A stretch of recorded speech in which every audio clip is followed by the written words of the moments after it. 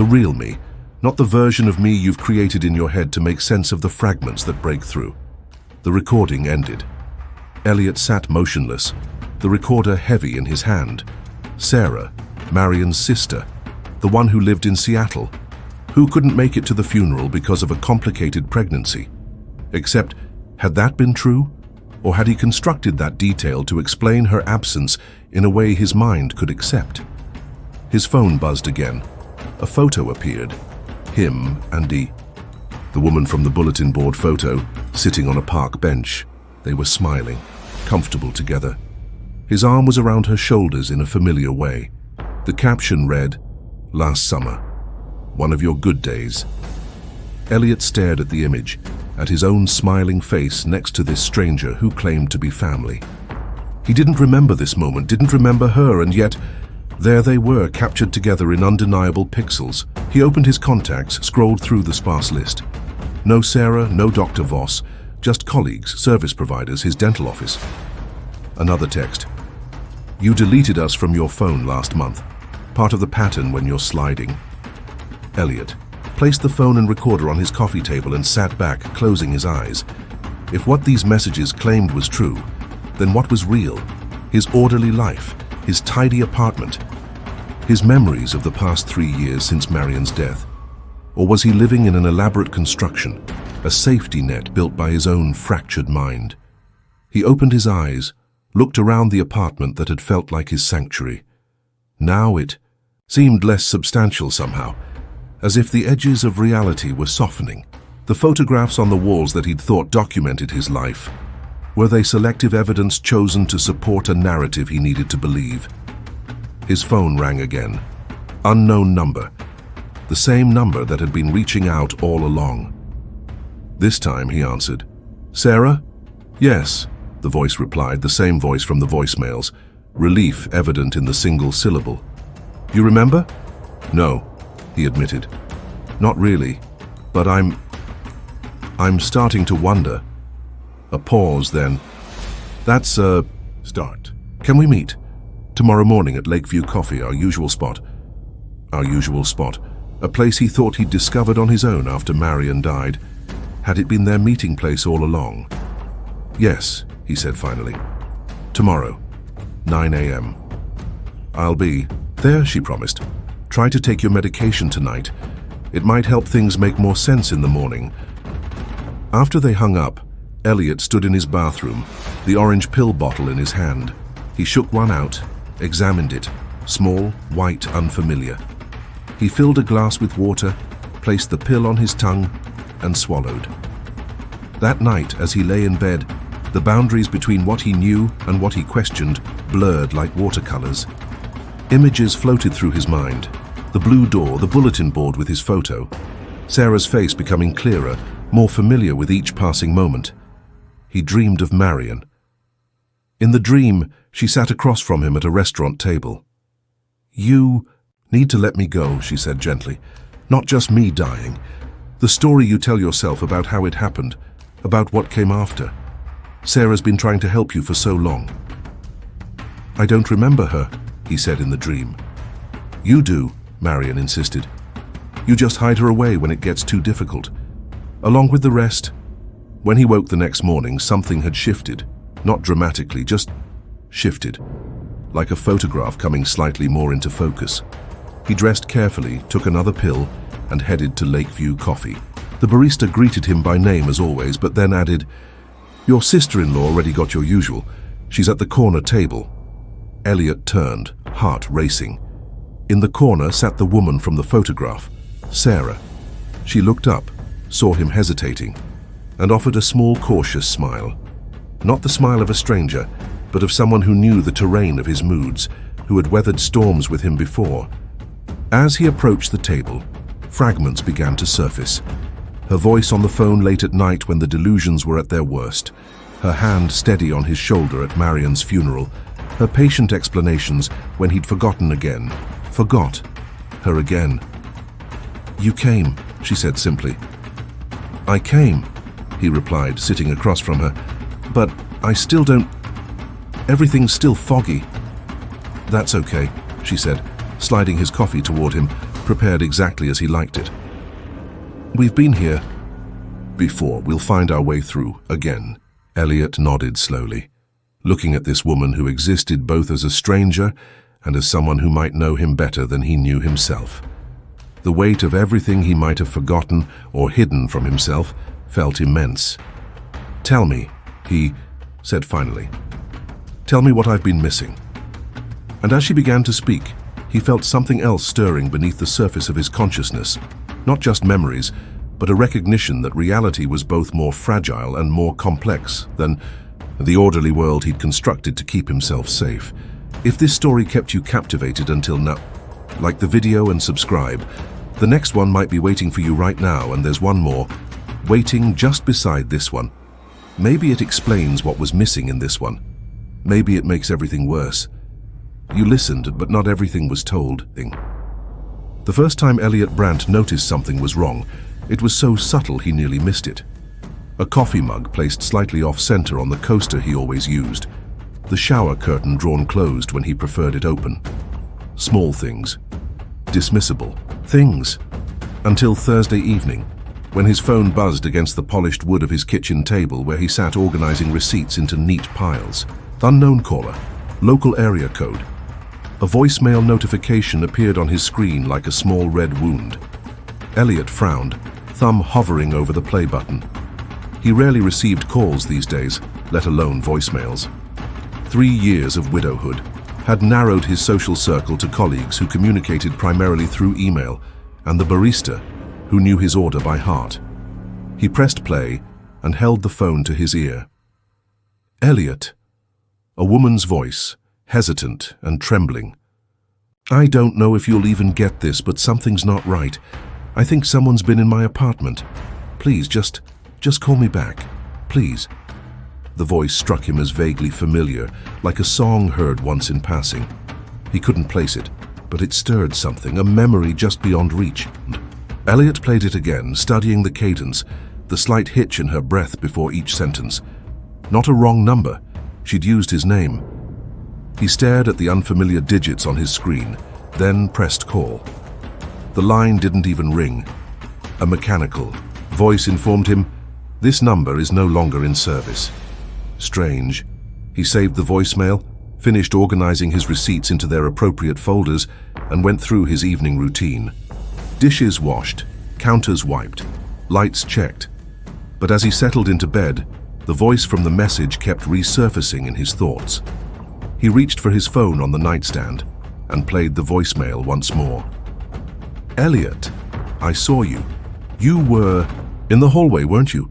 Why didn't you knock? I'm scared. Please stop pretending this isn't happening."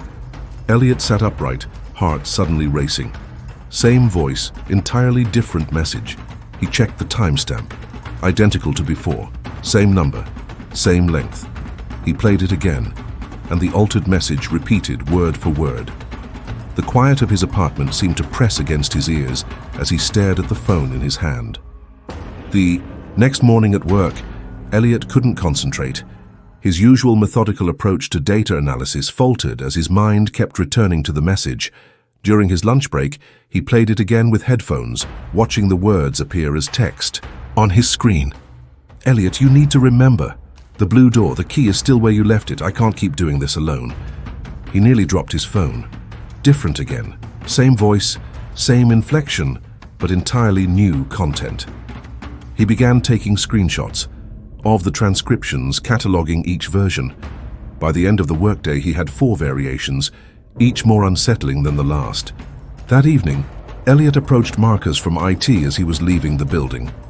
"Quick question," Elliot said, falling into step beside him. "Is it possible for a voicemail to change its content without being re-recorded?" Marcus glanced at him, curiously. "No way. Voicemails are static files stored on servers. They don't just change." "What about a glitch? Or some kind of corruption?" "I mean, playback might be corrupted, but the actual content wouldn't transform into coherent new sentences." Marcus stopped walking. "What's going on? Got something weird happening?" Elliot hesitated, then showed him the phone. "This voicemail keeps changing." Marcus took the phone, checked the metadata, played the message, which now contained a plea for Elliot to check the drawer, the one you never open, and frowned. He ran through some diagnostic steps, then handed the phone back. Everything looks normal. Maybe it's multiple messages getting mixed up somehow. Oh, sit. He trailed off, clearly skeptical. Look, I can run some tests if you want to send me the file. Elliot declined, suddenly protective of the strange messages. What if Marcus heard something different than he did? At home, Elliot poured himself a glass of whiskey, something he rarely did since Marion's death. The amber liquid caught the light as he swirled it, thinking. The voice wasn't Marion's. He knew every nuance of his late wife's voice, preserved in videos he couldn't bear to watch but couldn't delete. Yet there was something in the cadence, something that reminded him of her. He began searching through old photographs, looking for... he wasn't sure what. In the bottom drawer of his desk, beneath a stack of warranties and instruction manuals, he found a Polaroid he didn't remember keeping. It showed Marion at what appeared to be a dinner party, smiling with a wine glass in hand. In the blurred background stood a woman partially out of frame, watching. Something about her posture made Elliot's skin prickle. He stared at the periphery figure, trying to make out her features in the grain of the old photo. His phone buzzed. Another voicemail. Same number.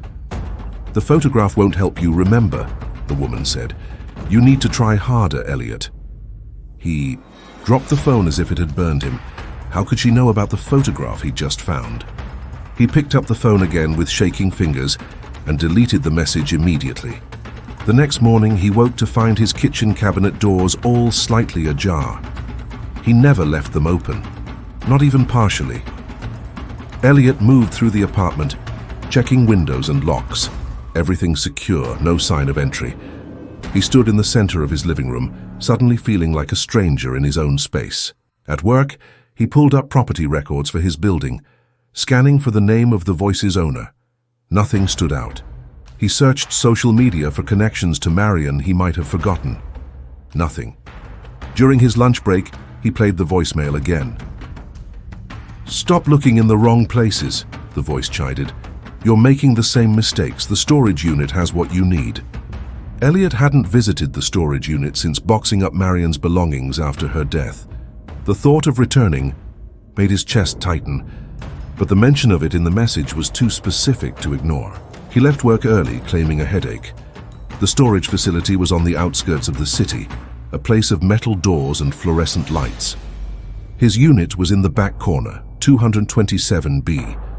The key felt heavy in his hand as he approached. The lock stuck, slightly, evidence of disuse, before turning with a metallic click. The scent of cardboard and dust greeted him as he rolled up the door. Stacked boxes labeled in his neat handwriting filled the small space. Marion, clothes, kitchen, miskey, books, photos. He stood there, momentarily overwhelmed by the physical remnants of their life together. Something caught his eye, an envelope taped to a box labeled Important Papers. It hadn't been there when he'd packed everything away. He was certain of it. His name was written across the front in Marion's distinctive handwriting. The envelope was sealed, the paper yellowed slightly at the edges. With unsteady fingers, he opened it. Inside was a note dated 2 weeks before Marion's fatal aneurysm. If anything ever feels wrong, if you start forgetting things, check the voice recorder, not your phone, the real one. Love, M. Elliot stared at the note, reading it over and over. He remembered the recorder. Marion had used it for interviews when she worked as a freelance writer. It would be in one of these boxes, but which one? He found it in the kitchen, misc box wrapped in a dish towel. A small digital recorder, still intact but with dead batteries. He pocketed it and the note, closed the storage unit, and drove to a nearby convenience store for batteries.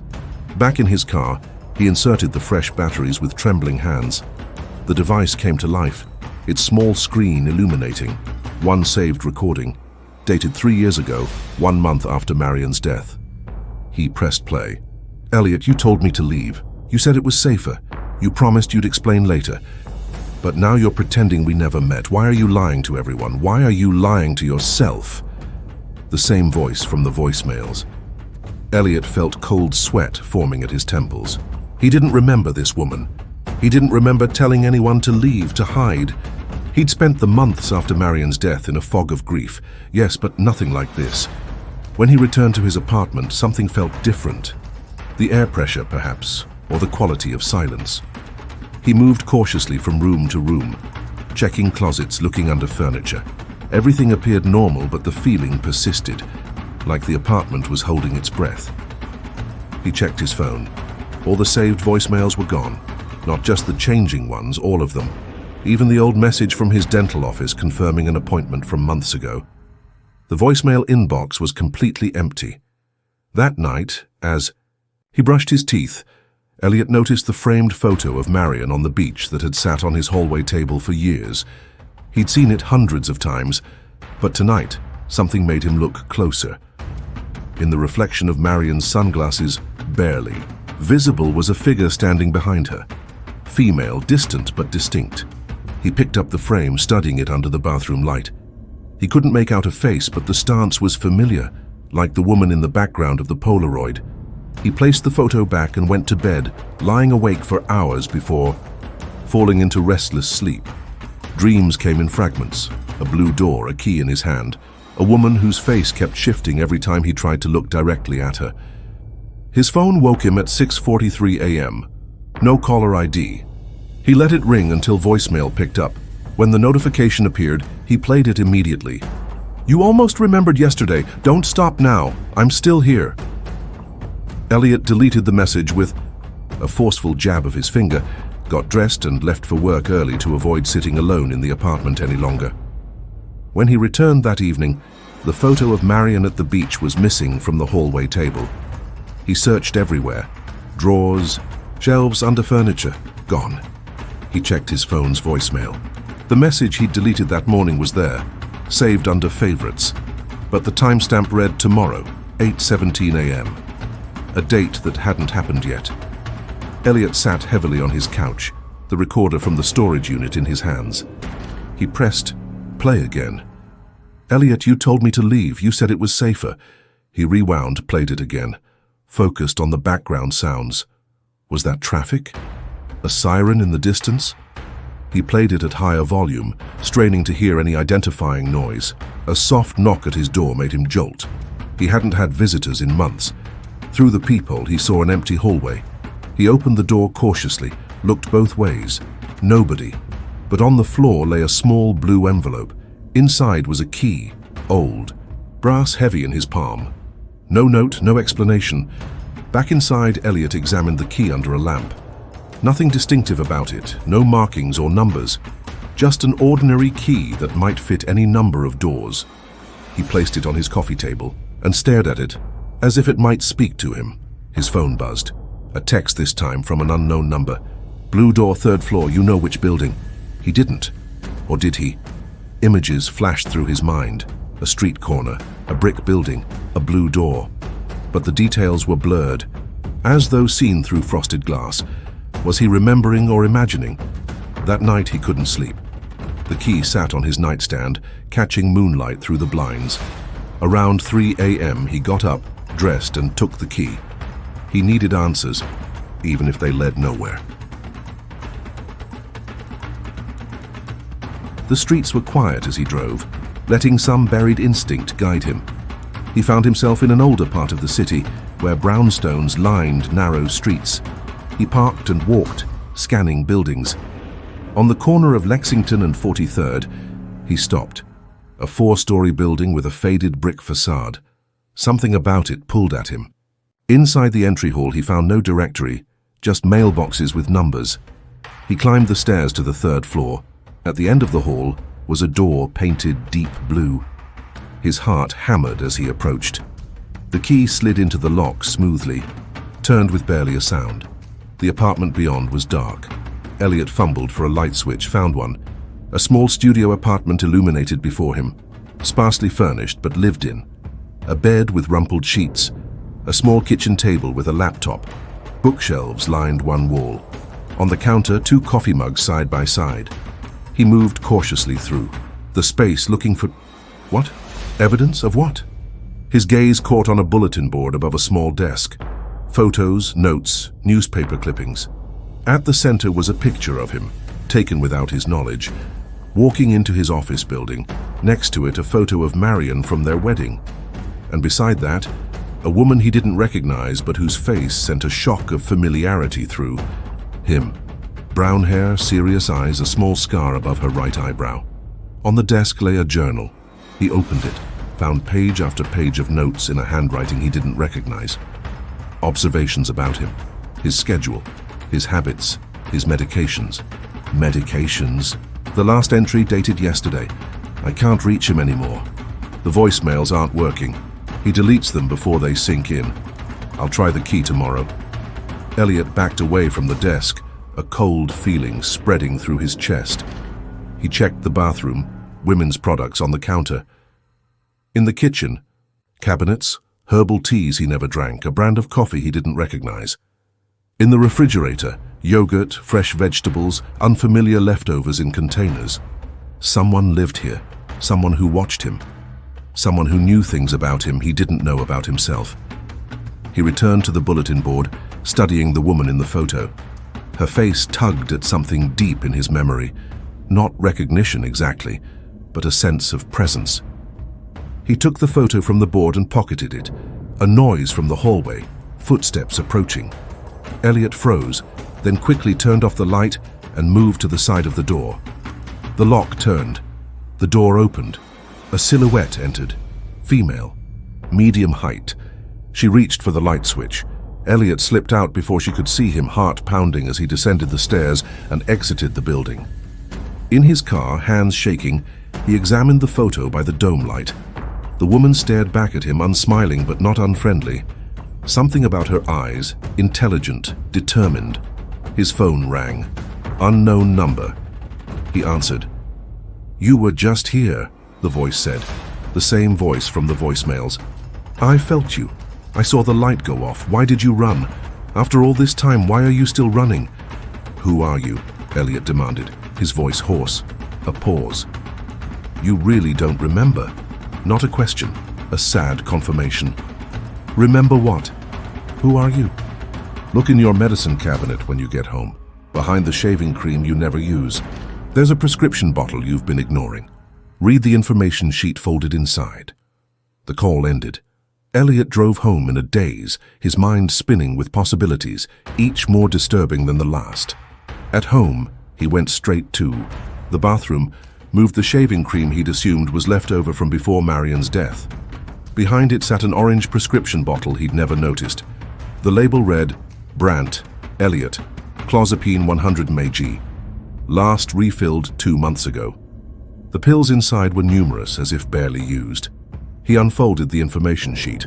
Clozapine, an antipsychotic medication, used to treat schizophrenia, particularly in patients with paranoid delusions or severe thought disorders who haven't responded to other treatments. Elliot sat on the edge of the bathtub, the bottle clutched in his hand. This had to be a mistake. He didn't have schizophrenia. He didn't take antipsychotics. He was a data analyst with a tidy apartment and a predictable life. He was a widower who missed his wife. He stared at his reflection in the mirror. Was he? Or was he something else entirely? His phone buzzed with a text. "The woman in the photo is Dr. Laura Voss, your psychiatrist for the past 3 years. You've been her patient since Marion died. Sometimes you remember, most times you don't. The medications help, but only when you take them." Elliot looked at the photo again. Dr. Laura Voss. The name stirred nothing, and yet another text. "I've been trying to reach you for weeks. You stopped coming to appointments, stopped taking your medication, started creating elaborate systems to hide the truth from yourself. The voicemails were my attempt to break through." "Who is this?" Elliot texted back. "Someone who cares about you. Someone you used to trust." Check the voice recorder again. Listen all the way through this time. Elliot retrieved the recorder and pressed play. The familiar message began, but this time he didn't stop it. "Elliot, you told me to leave. You said it was safer. You promised you'd explain later, but now you're pretending we never met. Why are you lying to everyone? Why are you lying to yourself?" A pause, then the voice continued. This is Sarah, your sister-in-law, Marion's sister. You've been staying with me off and on since the diagnosis.